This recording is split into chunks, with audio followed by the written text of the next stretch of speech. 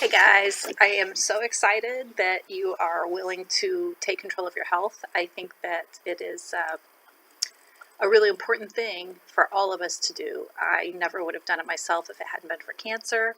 And in fact, in the past, I was the first one to say, yeah, I'd probably lose 30 pounds if I gave up cheese. And then I'd laugh and say, but I'd never give up cheese. I found, though, that when I did have this threat to my life, that giving up cheese was just such a small thing I could do to feel like I actually had some control over my health. And even though I did lose part of my body, I feel really good about the effect that cancer has had on me. I have never felt so good in my entire life. I feel better than I did when I was 25 and in the best shape of my life. I can't even begin to tell you the effects. I'm energetic all day long. I sleep great at night. I can't fit into clothes that I haven't fit into in years and years. And when I drink too much, I might have like maybe a slight headache in the middle of the night and wake up and maybe I'm a little bit tired the next day. But yeah, that's about it. The rest of the time, I feel great. So anyway, I just wanted to tell you guys a little bit about this diet because I know sometimes hearing things is a little bit easier than telling. And I use the word diet, but I hate to really throw that out there. I want you to more think of it as a way of life, a way of taking control of your health and being the best, healthiest person you can be. So what I've done is I've taken what's called the fasting mimicking diet. And maybe you've heard about fasting. I know, Sam, you've done some intermittent fasting yourself where you eat only during a certain time period of the day. That is a 2 thumbs up thing. We should all be doing that. One of the things that we tend to do in our world is we tend to eat from morning, noon, night, and we hardly ever give our bodies a break. That's really not good for us at all. It's very important for our bodies to have time to clean up and repair. And that can't happen when our digestive systems are using a good, up to 15% of our energy, sometimes more. And depending on what we've eaten, those systems are just going all the time. And those systems, parts of what's working in there, they're needed for that cleanup and repair stuff that I was mentioning. So it's really important to give ourselves a break from digesting food. It uses up way too much of our energy. You'll find this too when you see, when you kind of stop eating all the time and you'll see like, wow, I really feel focused. I really feel good. And, if you do eat something, especially something animal-based or processed, you'll feel the difference in that too, like sluggish and just not so great. But I'm getting ahead of myself.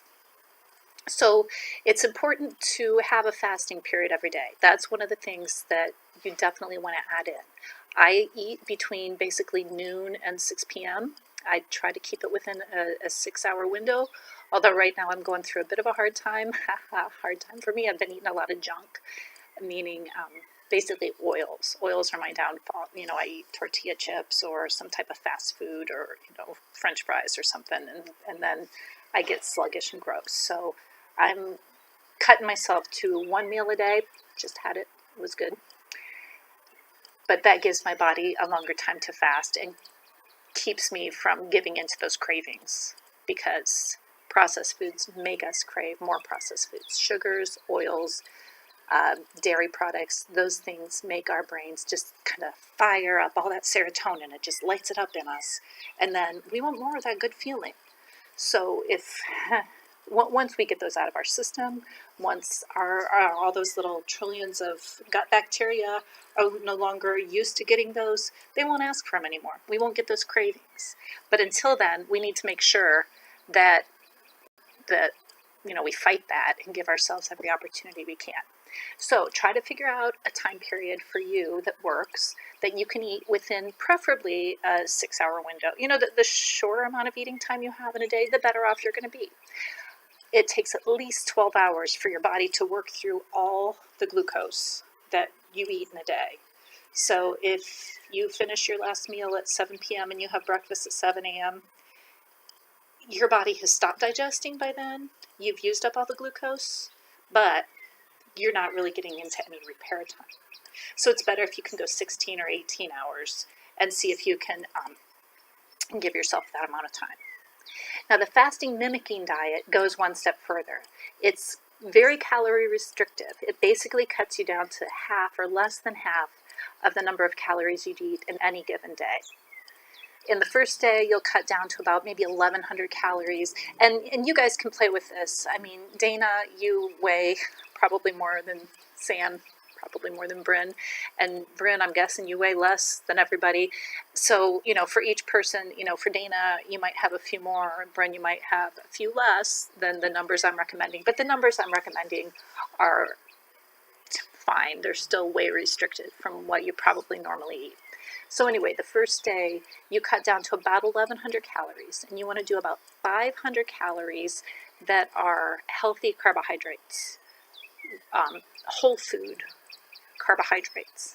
I'm not talking potato chips and things like that. No, talking vegetables, any type of vegetable, raw or cooked. Raw is always better in almost everything except like tomatoes and things.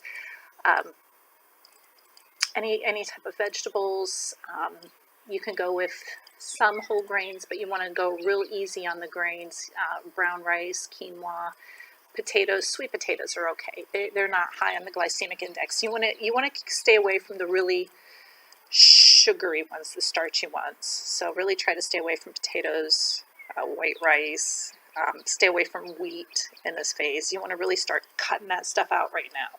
And you want to fill up on your broccoli, cauliflower, kale, spinach, cabbage, green beans, beets. Well, those are kind of sugary too, but anyway, you see it all written down.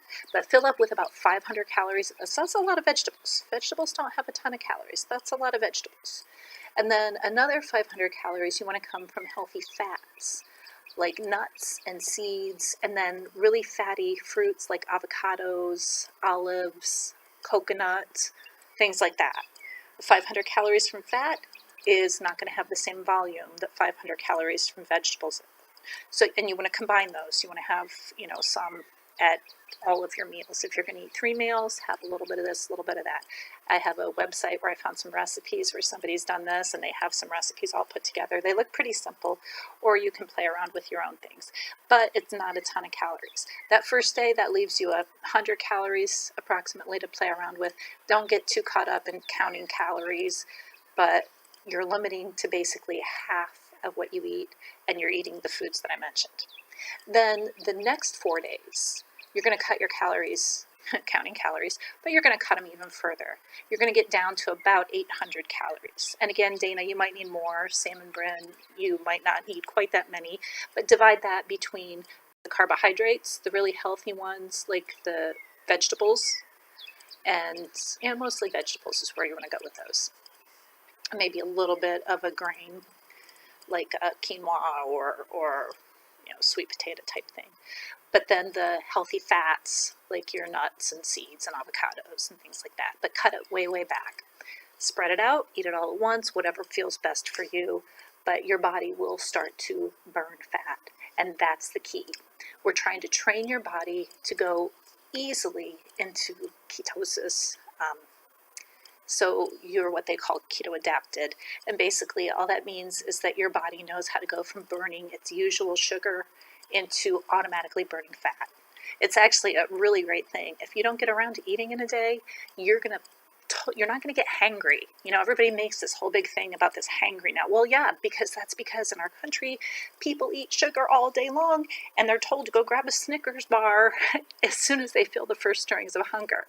I guarantee you're going to be so amazed what your body will do once it learns to adapt into this keto burning thing, with fat burning mode. You can go 3-4 days and you'd be just fine. Actually, you could probably go weeks. I could anyways off my fat stores. But with that being said, those are your first 5 days. And once you get to your 6th day, you want to kind of ease back into heavier eating. And you still want to stay in that limited time period of eating. That's always going to be important. I recommend that to anybody all the time. That increases longevity. It reduces the risk of heart disease, cancer, neurodegenerative diseases like Alzheimer's. It does so much for your body, for your health, for your mind. So I highly recommend that all the time. So stick with that after your 5th day, but then have a little bit bigger meal and throw some of those healthy grains into that meal. Have some rice or some potatoes or something. Leave the skins on, but bulk it up a little bit more, and eat as much as you want of vegetables and add some fruits.